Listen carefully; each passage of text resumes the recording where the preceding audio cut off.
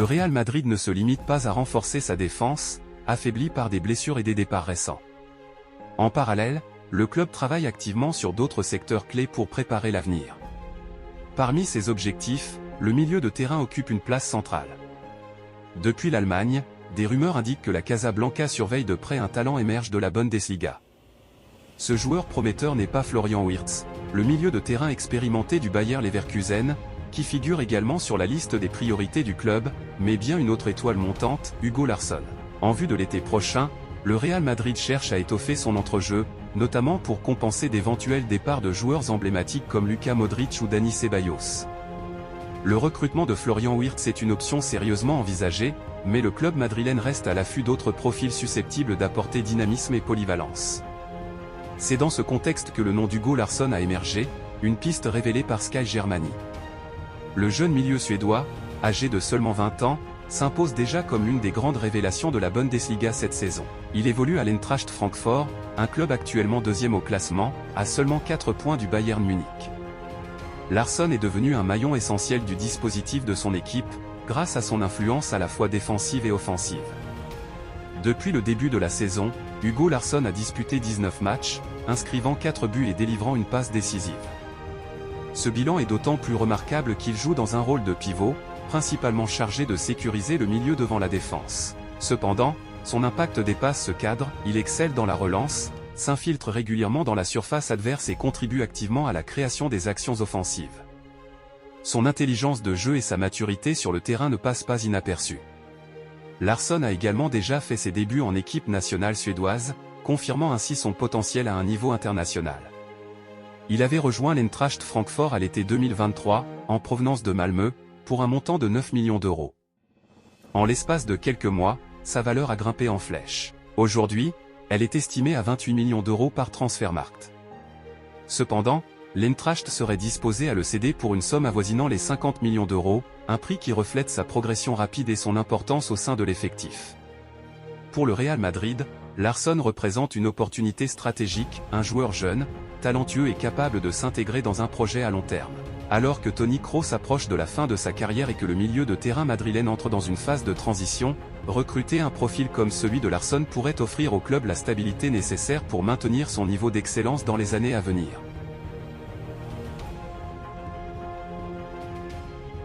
L'émergence de Raúl Asensio bouleverse la hiérarchie des défenseurs centraux au Real Madrid. À seulement 22 ans, le jeune canterano, adoubé par Antonio Rudiger, impressionne coéquipiers, staff et supporters grâce à ses performances remarquables.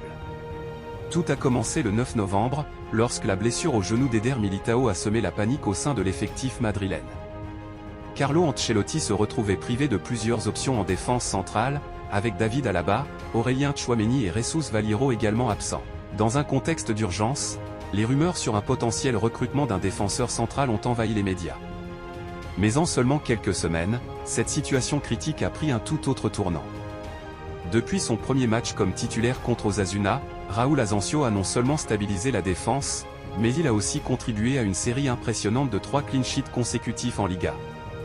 Sa prestation lors du déplacement à Anfield contre Liverpool, malgré la défaite 2-0, a marqué un tournant. Loin d'être intimidé par l'envergure du match, Asensio a sauvé un but sur la ligne, réalisé un sans faute dans ses passes, empêché ses adversaires de le dribbler et verrouillé Darwin Núñez, l'un des attaquants les plus redoutables de l'équipe anglaise.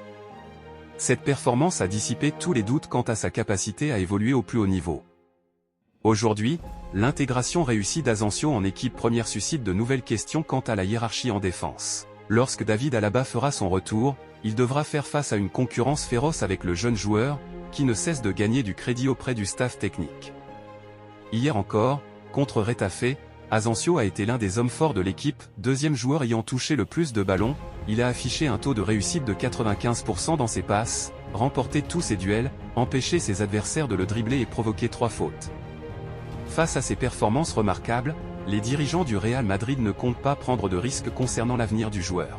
Des négociations pour un renouvellement de contrat seraient déjà en cours, visant à lui offrir une revalorisation salariale significative. Pourtant, il y a à peine quelques mois, Asensio se trouvait dans une situation bien différente. L'été dernier, le joueur avait reçu plusieurs offres pour un prêt, mais ces scénarios appartiennent désormais au passé. L'impact d'Asensio ne se limite pas à ses statistiques. Son duo avec Antonio Rudiger est en train de devenir un pilier défensif de l'équipe. Le défenseur allemand n'a d'ailleurs pas caché son admiration pour son jeune coéquipier après la victoire d'hier. La défense commence avec ceux qui sont devant, et nous avons beaucoup progressé à ce niveau. Derrière, avec Raoul, Courtois et toute la ligne défensive, il y a une communication constante, et cela fait toute la différence. Guti, José María Gutiérrez, ancien joueur emblématique du Real Madrid, a une nouvelle fois pris la parole dans l'émission El Chiringuito, animée par Josep Pedrerol. Lors de son intervention, il a abordé le rôle crucial que Kylian Mbappé doit jouer au sein du Real Madrid et a insisté sur l'importance pour l'attaquant français de surmonter ses insécurités pour devenir un véritable leader sur le terrain. L'analyse de Guti s'est notamment concentrée sur l'épisode du pénalty accordé au Real Madrid lors de leur rencontre face à Retafe, dimanche dernier. L'arbitre avait sifflé une faute sur Antonio Rudiger, offrant ainsi une opportunité en or à l'équipe madrilène. Cependant, au lieu de se présenter pour tirer le pénalty, Mbappé, qui avait manqué une tentative similaire quelques jours auparavant contre Liverpool, a préféré laisser son coéquipier Jude Bellingham s'en charger. Ce dernier n'a pas tremblé et a marqué d'un tir parfaitement maîtrisé, mais ce geste de retrait de la part de Mbappé n'a pas manqué de faire réagir Guti. Kylian Mbappé doit rompre avec cette insécurité maintenant. Ce sont ces petits détails, comme tirer un pénalty, qui définissent un joueur de son calibre, a-t-il déclaré avec conviction. Manquer un pénalty, ce n'est rien. Cela fait partie du football.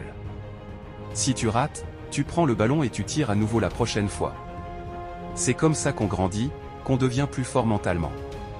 Guti a également tenu à relativiser les critiques entourant la performance de Mbappé face à Liverpool.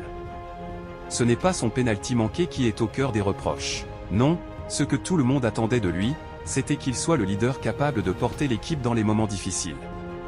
C'est là où il doit progresser.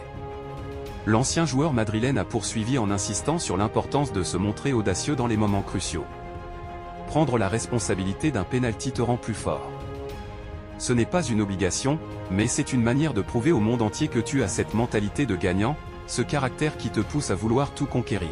Dans un moment plus personnel, Guti a partagé un souvenir marquant de ses débuts avec le Real Madrid. Je me souviens parfaitement de mon premier match sous le maillot blanc. C'était le 2 décembre 1995, au Santiago Bernabéu, contre Séville. Nous avons remporté ce match 4-1. Mais ce que peu de gens savent, c'est que j'étais extrêmement nerveux la veille. Tellement nerveux que j'en ai vomi. Mes parents n'en savaient rien à l'époque. Je leur ai avoué seulement après la rencontre. Heureusement, Jorge Valdano, qui était notre entraîneur, avait cette incroyable capacité à faire confiance aux jeunes joueurs. C'est grâce à lui que j'ai pu m'imposer. Revenant sur ses anciens coéquipiers, Guti a évoqué sa brève période aux côtés de Cristiano Ronaldo. Aurélien Tchouaméni est désormais totalement remis de l'entorse à la cheville gauche qu'il avait tenu éloignée des terrains depuis le 5 novembre. Ce mardi, le milieu de terrain français a fait son retour à l'entraînement collectif à Val-de-Bas, où il a travaillé aux côtés de ses coéquipiers sous la supervision du staff technique. Sa présence sur le terrain marque une étape importante dans sa réhabilitation et confirme les prévisions optimistes de son entraîneur Carlo Ancelotti. Victime d'une entorse lors d'un match disputé il y a près d'un mois, Tchouaméni avait dû observer une période de repos et suivre un protocole de récupération strict. Cette période de convalescence, bien gérée par l'équipe médicale du Real Madrid, lui a permis de se rétablir complètement. Il est désormais en pleine forme et se prépare activement à réintégrer le groupe pour le déplacement crucial contre l'Athletic Bilbao à San Mamés. Ce match, prévu le mercredi 4 décembre à 21 h, pourrait marquer son grand retour à la compétition. Carlo Ancelotti avait récemment annoncé que Tchouaméni serait le prochain joueur à sortir de la liste des blessés, après plusieurs semaines sans pouvoir compter sur ses services. Cette nouvelle tombe à point nommé pour l'entraîneur italien, qui doit composer avec une équipe diminuée par la perte d'Eduardo Camavinga, lui aussi blessé. La récupération de Tchouaméni représente donc une véritable bouffée d'air frais pour le milieu de terrain madrilène, tant en termes de stabilité défensive que de transition offensive. Pendant l'absence du Français, le Real Madrid a pu s'appuyer sur la polyvalence de certains joueurs, notamment Asensio, qui a su s'adapter au rôle de pivot pour combler ce vide. Cependant, le retour de Tchouaméni permettra de retrouver une configuration plus naturelle au milieu de terrain, en consolidant une position essentielle pour l'équilibre tactique de l'équipe.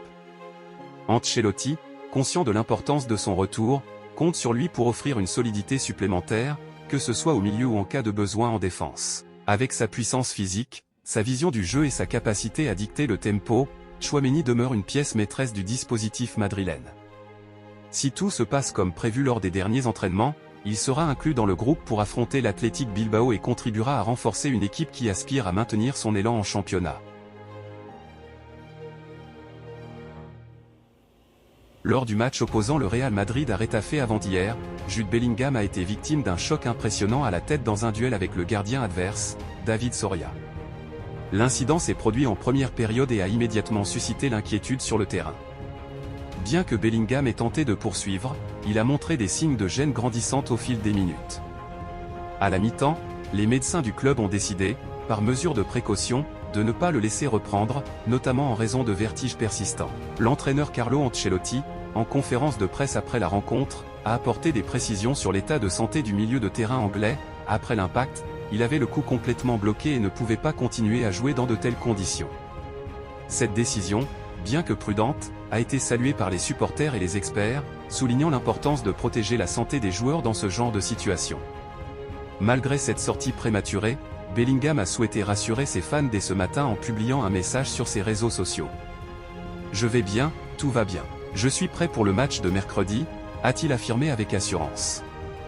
Il en a profité pour exprimer sa gratitude envers les nombreux supporters et proches qui lui ont adressé des messages de soutien. « Merci à tous pour vos pensées et vos encouragements. » Avant cet incident, Bellingham avait une nouvelle fois démontré pourquoi il est l'un des joueurs clés du Real Madrid cette saison. Avec sa capacité à se déplacer entre les lignes et à désorganiser la défense adverse, il a été un véritable poison pour Retafe. Son influence sur le jeu madrilène était évidente dès les premières minutes. L'Anglais a été impliqué dans les 2 buts de son équipe, jouant un rôle décisif dans cette victoire importante. Le premier moment marquant de sa performance est survenu lorsque Madrid a obtenu un pénalty après une faute de Nyom sur Rudiger. Bien que Kylian Mbappé ait demandé à le tirer, Bellingham a pris la responsabilité, un geste qui témoigne de sa confiance et de son caractère. Il a converti le pénalty avec sang-froid, utilisant une technique rappelant celle de Robert Lewandowski, attendre que le gardien plonge avant de frapper calmement dans la direction opposée. Ce but a permis à Madrid de prendre l'avantage au tableau d'affichage. Bellingham n'a pas seulement marqué, il a également été à l'origine du deuxième but madrilène. Dans une action rapide et parfaitement orchestrée, il a délivré une passe décisive millimétrée à Kylian Mbappé, permettant à ce dernier de doubler la mise et de sceller la victoire. Cette performance, bien qu'écourtée, a une fois de plus confirmé l'importance de Bellingham dans l'effectif madrilène.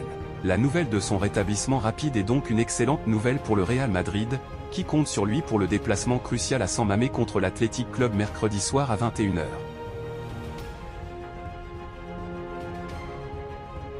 Actuellement, la meilleure équipe d'Europe cette saison semble être Liverpool. Les Reds, dirigés par Arne Slot, sont non seulement les seuls à avoir remporté tous leurs matchs en Ligue des Champions, mais ils sont également en tête de la Premier League, dominant largement le championnat anglais. Leurs performances en club et sur la scène européenne font d'eux des prétendants sérieux à tous les titres cette saison. L'entraîneur néerlandais a su instaurer un jeu fluide, puissant et tactiquement raffiné qui met en valeur l'ensemble de son équipe. L'attaque est prolifique, la défense solide, et Liverpool semble bien armé pour aller loin dans toutes les compétitions. Toutefois, même dans ce contexte de réussite, un sujet préoccupe de plus en plus les supporters des Reds, le départ imminent de Trent Alexander-Arnold, leur précieux latéral droit, vers le Real Madrid. Formé au sein de l'académie de Liverpool, Trent Alexander-Arnold est un pur produit du club. Depuis ses débuts professionnels, il a su s'imposer comme l'un des meilleurs arrière-droits du monde. Sa vision du jeu, sa capacité à délivrer des passes décisives et sa solidité défensive font de lui un joueur incontournable pour son équipe. Cependant, la réalité du marché des transferts pourrait bien l'éloigner de Liverpool dans un avenir proche. En effet, l'international anglais, âgé de 27 ans, arrive bientôt au terme de son contrat avec le club, qui expire en juin 2025. Sa situation contractuelle est donc en passe de devenir un enjeu majeur pour Liverpool, et selon plusieurs sources, il est de plus en plus probable qu'il ne prolonge pas son engagement avec les Reds. Cette situation contractuelle pourrait représenter une occasion en or pour plusieurs clubs européens, dont le Real Madrid. En effet, le club espagnol, réputé pour ses stratégies de recrutement efficaces, est l'un des plus intéressés par le profil de Trent Alexander-Arnold.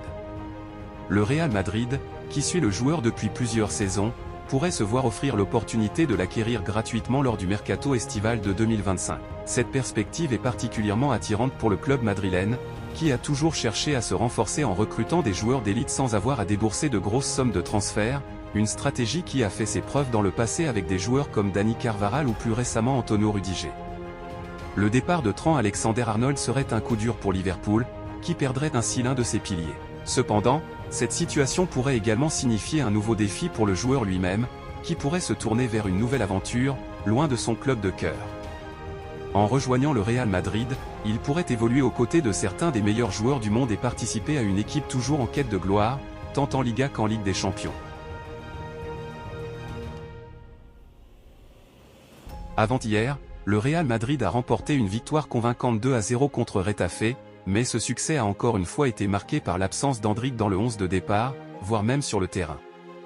Carlo Ancelotti, malgré les blessures de Vinicius Junior et la convalescence de Rodrigo, a choisi de ne pas faire appel au jeune attaquant brésilien de 18 ans. Ce dernier espérait profiter de l'absence de ses coéquipiers pour s'imposer davantage et montrer de quoi il est capable sous les couleurs du Real Madrid.